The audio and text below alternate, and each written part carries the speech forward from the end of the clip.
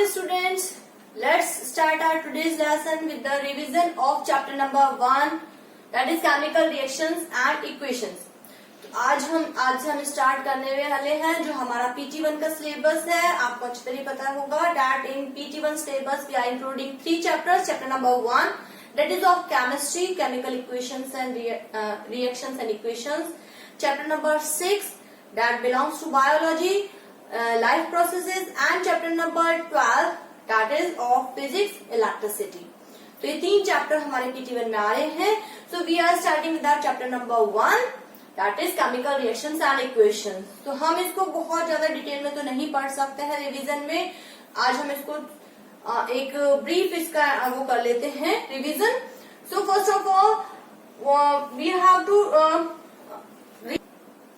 chemical reactions. So what are chemical reactions or the chemical changes in which a new substance is formed, that is called chemical reactions. और chemical reactions कैसे पता चलती है कि data chemical reactions is going on by the changing in state, changing in temperature, formation of a precipitate, formation of bubbles of a gas, and the evolution of gas. So these are the observations by which we can say that the chemical reaction is going on. Then the chemical reactions are shown by the form of chemical equations. On the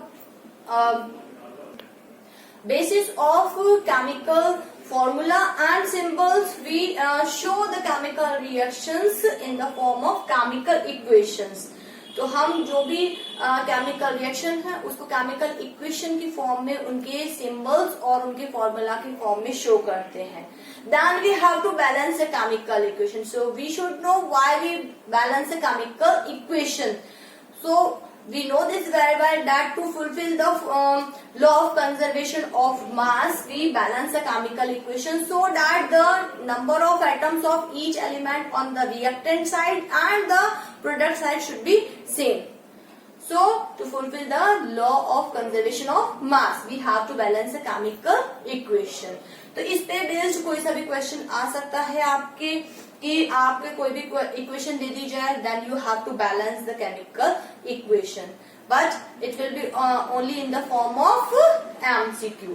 then the type of chemical reactions. Chemical reactions कौन कौन सी type की होती है? First is the combination reaction.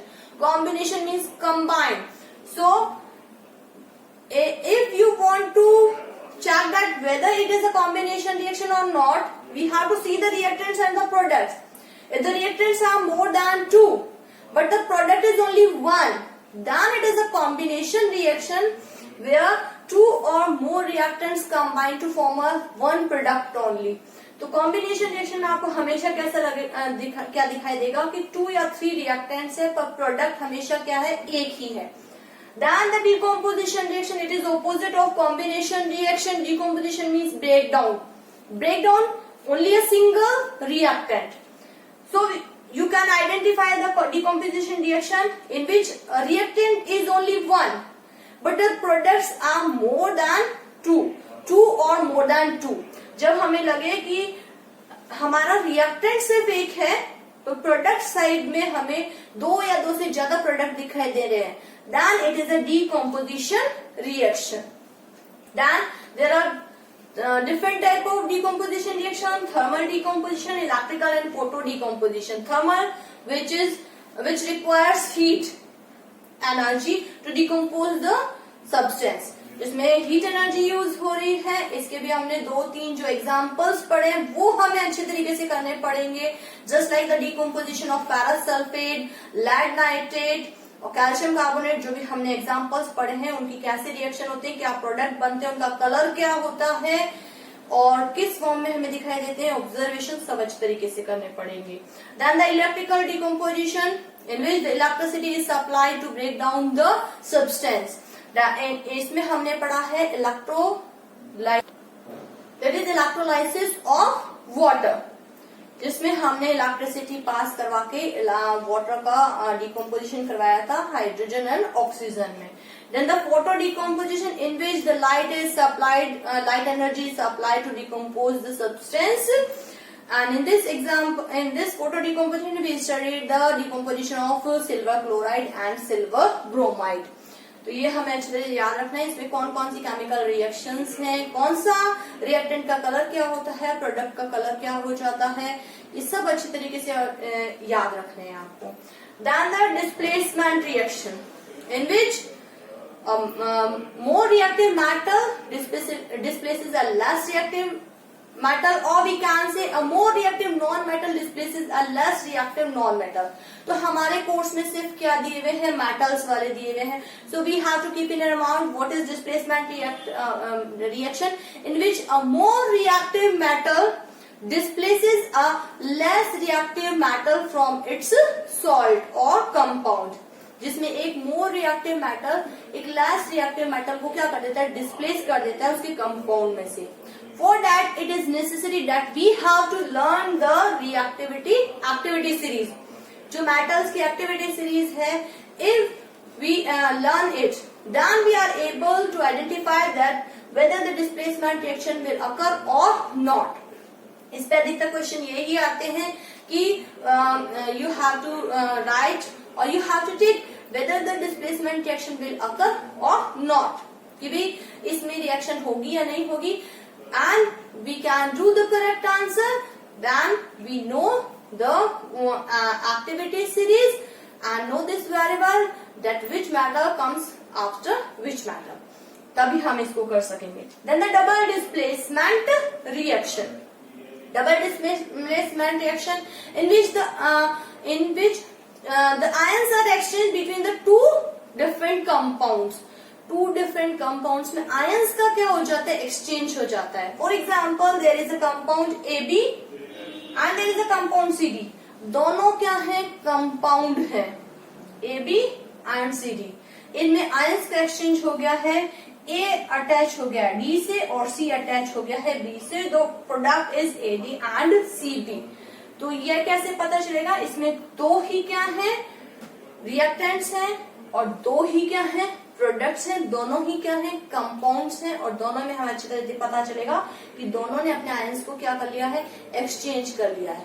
Then it is a double displacement reaction. इसमें जो हमारा barium sulphate वाला जो एग्जाम्पल है वो हमें अच्छी तरीके से याद होना चाहिए कि कौन सा रिएक्टेंट किससे रिएक्ट करके कैसा प्रोडक्ट बनाता है, उसके प्रेसिपिटेट का कलर क्या होता है, ये सब हमें पता होना चाहिए.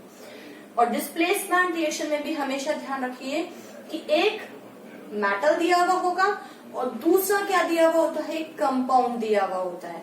और जो सिंगल मेटल दिया हुआ है वो उस कंपाउंड में से उसके मेटल को हटा के खुद उसमें क्या हो जाता है, अटैच हो जाता है. तो जब भी डिस्प्लेसमेंट रिएक्शन होगी तो उसमें एक मेटल होगा और एक कंपाउंड होगा. इसी तरीके से प्रोडक्ट में भी एक मेटल होगा और एक कंपाउंड होगा.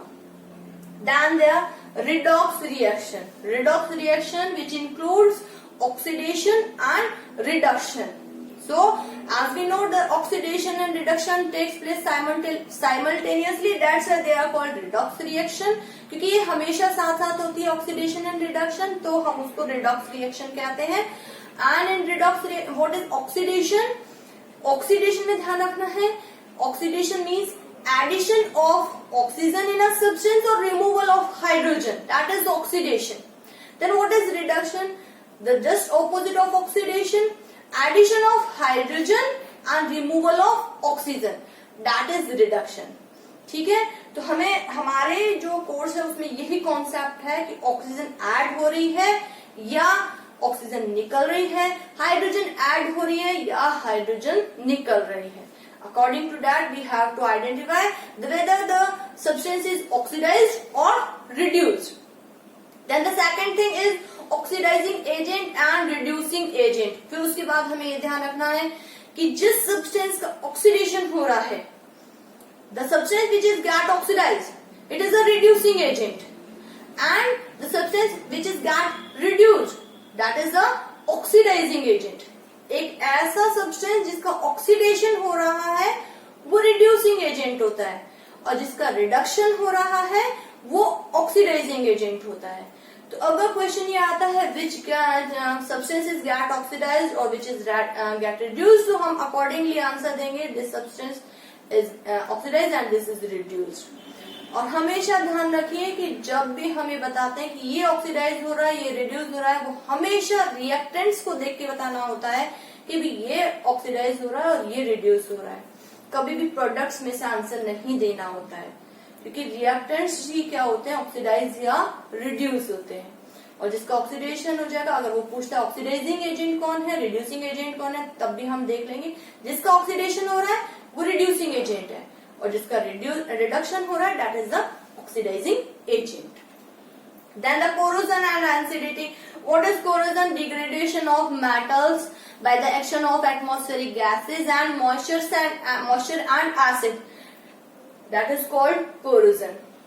एटमॉस्फेरिक गैसेस के इफेक्ट से, एसिड के इफेक्ट से और मॉइस्चर के इफेक्ट से जो डिग्रेडेशन हो जाता है मेटल सर्फेसिस का, that is called corrosion. And corrosion के हमने 3 वो पढ़े हैं, रस्टिंग पढ़ी है, and the corrosion of copper which is seen in the green layer coating on the copper vessels, and the corrosion of silver articles which is seen as a black layer of silver sulfide on the silver articles. Then the rancidity. Rancidity, the oxidation of oils and fats that are present in the food items resulting in the bad taste and bad smell, that is called rancidity. कभी कभी जो food items होते हैं उसमें जो present oil या fats होते हैं वो क्या हो जाते हैं, ऑक्सीडाइज हो जाते हैं, और उनकी ऑक्सीडाइज होने की वजह से उनमें एक बैड स्मेल या बैड टेस्ट आने लगता है, that is called rancidity. Then we have to learn the prevention methods of rancidity की रैंसिडिटी को हम किस तरीके से प्रिवेंट कर सकते हैं वो हमें लर्न करने हैं। So it is all about the chemical reactions and equations. अगर हम इसको अच्छी तरीके से थॉरोली पढ़ लेते हैं, we are able to do all type of questions, all questions based on MCQs. MCQ में हमारे पास सबसे अच्छा ये होता है कि हमारे पास ऑप्शंस दिए हुए होते हैं, but we have to go through all the options properly, then we have to select the most appropriate answer. Don't see the first option only. Sometimes we see that, oh, this is the correct answer, but no. We have to go through all the 4 options, then we have to select the most appropriate answer. जब हम 4 options देख लेते हैं तब हमें पता चलता है कि फर्स्ट की जगह नहीं हो सकता है कि थर्ड या फोर्थ जो है वो उससे भी ज्यादा अप्रोप्रिएट आंसर हो। So go through all 4 options and then select the correct answer. So do revise the chapter, and if you have any query you can ask me by giving a text message. So best of luck for the PT1 exams. Thank you and have a nice day.